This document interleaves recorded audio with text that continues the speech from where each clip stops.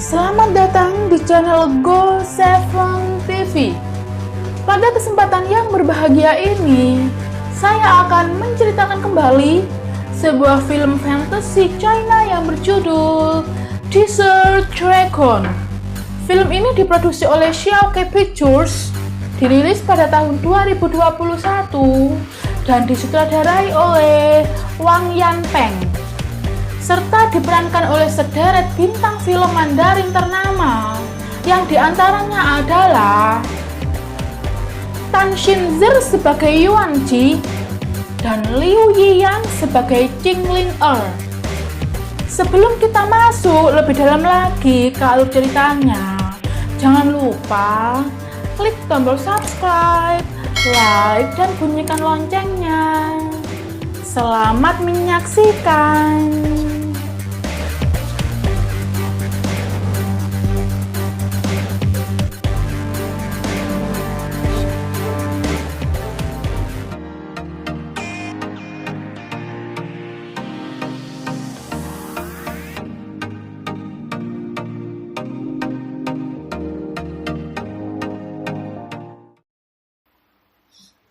Cerita bermula di padang pasir, memperlihatkan sejumlah prajurit yang dipimpin oleh seorang jenderal tengah mencari mutiara naga Wanpao Xuanxin yang berada di dalam goa. Tak berselang lama, jenderal tersebut berhasil menemukan mutiara naga dan mengklaim bahwa mutiara naga tersebut adalah miliknya. Cerita berlanjut di pavilion Kunwu, di mana Zinran mencium adanya ketidakberesan. Dengan sigap, dia mengajak beberapa muridnya menuju Goa Naga. Benar saja, setibanya di goa, mereka mendapati sejumlah prajurit tengah menjadi mayat hidup dan menyerang mereka secara brutal. Kemudian Zinran menciptakan perisai sihir, namun usahanya sia-sia, di mana siluman pohon dapat menghancurkan perisai tersebut. Tak berselang lama, kedua murid senior tiba dan bersama-sama melumpuhkan siluman pohon. Namun yang ada mereka malah menghancurkan pelindung mutiara naga. Tetua Kunwu tak tinggal diam. Dia menciptakan perisai Velu dan mengirim mereka ke jalur naga sebelum siluman pohon mendapatkan mutiara naga terlebih dulu. Scene berpindah di kota Panxi, yang mana kota tersebut jalur yang akan dilewati naga. Mereka mendapati puluhan warga yang mengerumuni 3 pemburu iblis palsu yang tengah beraksi mengusir iblis. Namun salah satu dari warga protes dan merasa kabut iblis masih ada. Yuan Ji pun tak terima, kemudian mengeluarkan ilmu yang dikenali oleh Qingling Er, yang merupakan ilmu rahasia gurunya. Seketika itu angin berhembus kencang serta langit diselimuti awan gelap yang membuat semua lari berhamburan dan menghirup Yang Jia ke lubang hitam.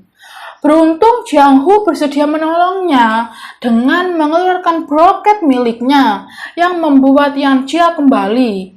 Tanpa sengaja, Qingling Er menemukan kitab milik Yuan Ji. Kemudian Ling Er memaksa untuk menyimpannya karena menganggap kitab itu berbahaya. Setelah itu mereka semua pergi meninggalkan ketiga pemburu iblis palsu dengan mengatai mereka penipu. Scene berganti di kediaman guru Baiyun, di mana Qingling Er dan Jiang Hu tengah mencari keberadaan siluman pohon. Kemudian, lelaki tua menceritakan asal-muasal siluman pohon yang merupakan iblis ke-13 yang berhasil kabur dari gerbang Jiu Xuantong. Tidak ada yang mampu melawannya kecuali utusan langit. Namun, utusan langit belum ada di dunia ini selama lebih dari 100 tahun. Lelaki itu meminta mereka untuk mencarinya. Tak berselang lama, mereka dikejutkan akan suara menggelegar yang berasal dari tembok yang dirobohkan oleh ketiga pemburu iblis palsu. Pria tua yang melihat temboknya roboh menanyakan alasan mereka kenapa merobohkannya. Yuanji beralibi tidak menemukan pintu. Maka dari itu Yuanji berinisiatif merobohkannya. Kemudian lelaki tua mengizinkan mereka bertiga tinggal di kediamannya. Pada suatu malam, Yuanji menuangkan obat tidur ke dalam sumur. Tak disangka muncul kepulan asap yang membentuk tangan dan mengejar Yuanji. Naasnya, tangan Yuanji menginjak serpihan kaca yang membuatnya mengeluarkan darah. Seketika itu, lelaki tua muncul di belakangnya dan menyatakan bahwa Yuanji adalah utusan langit dan kunci untuk membuka gerbang Jiu Xuantong. Dari situlah Yuanji tahu bahwa lelaki tua itu merupakan pelayan iblis. Tanpa menunggu lama, iblis tua hendak membunuhnya. Beruntung Jiang Hu datang tepat pada waktunya. Namun naas, iblis tua mengeluarkan siluman pohon dan berhasil mengurung Jiang Hu ke dalam akar pohon. Keesokan harinya, Yuanji memberitahu Ling bahwa kakaknya telah disandra siluman pohon. Karena sebelumnya Jiang Hu dan Ling memutuskan untuk berpencar. Mereka pun bergegas mencarinya dengan memasuki sebuah sumur yang menghubungkan mereka ke dunia siluman. Setibanya di dunia siluman, mereka berhasil menemukan Jiang Hu. Namun sialnya, mereka harus terlibat aksi kejar-kejaran dengan puluhan siluman. Karena merasa terpojok, mereka memutuskan untuk memasuki lubang pohon yang di dalamnya terdapat jantung siluman pohon. Ling memutuskan untuk menghunus jantung siluman pohon dengan mengeluarkan puluhan pedang. Namun usahanya menemui kegagalan. Jiang Hu yang melihat tidak tinggal diam. Dia mengeluarkan broketnya, namun tidak sanggup menggunakannya karena luka yang belum pulih. Tanpa pikir panjang, Yuanji menyentuh akar pohon yang membuat darahnya terhisap. Seketika itu lubang pohon terbuka, namun naas bagi Yuanji di mana dia tidak bisa melepaskan tangannya yang menempel di akar pohon. Untuk menyelamatkannya, Kaishan memutuskan untuk meledakkan tempat itu dan membawanya pergi. Tak berselang lama, Yuanji sadar. Kemudian, Kaishan menceritakan jati dirinya bahwa dia adalah manusia setengah siluman. Seketika itu, Kaishan teringat akan masa lalunya. Pengakuan itu membuat Yuanji kecewa dan marah. Dengan penuh kecewa, Yuanji meninggalkan Kaishan untuk menyelamatkan yang lainnya. Beberapa saat kemudian, tibalah Yuanji kembali ke lubang pohon menyelamatkan yang lainnya dengan membawa sejumlah bom molotov untuk meledakkan jantung siluman pohon. Dengan penuh semangat, Yuanji melempar bom tersebut. Karena jantung dilindungi perisai sihir, bom itu berbalik arah dan meledak di dekat Yuanji, yang membuat akar pohon hendak menusuk Yuanji, namun dihalangi oleh Li Sheng.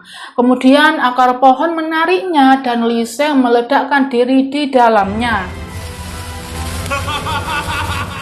Di siang hari yang cerah, Yuanji memutuskan untuk melanjutkan perjalanan.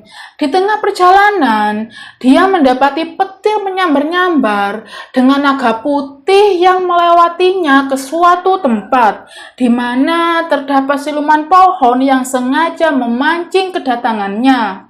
Yuanji yang teringat akan kematian Li Sheng menjadi sangat murka, kemudian menyerang siluman pohon. Namun usahanya sia-sia.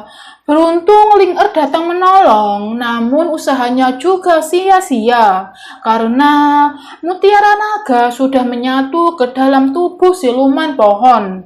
Tak lama kemudian Kaishan muncul dan menyerang siluman pohon dengan mengambil mutiara naga. Namun sayang, nyawanya tak tertolong. Seketika itu mutiara naga merasuk ke dalam tubuh Yuanji. Dalam sekejap Yuanji berubah menjadi naga dan menyemburkan api ke arah siluman pohon. Di sebuah gurun pasir memperlihatkan siluman yang hendak memangsa anak-anak. Kemudian dari belakang muncul pemuda yang memperkenalkan dirinya sebagai Dewa Naga Gurun. Dan cerita pun selesai.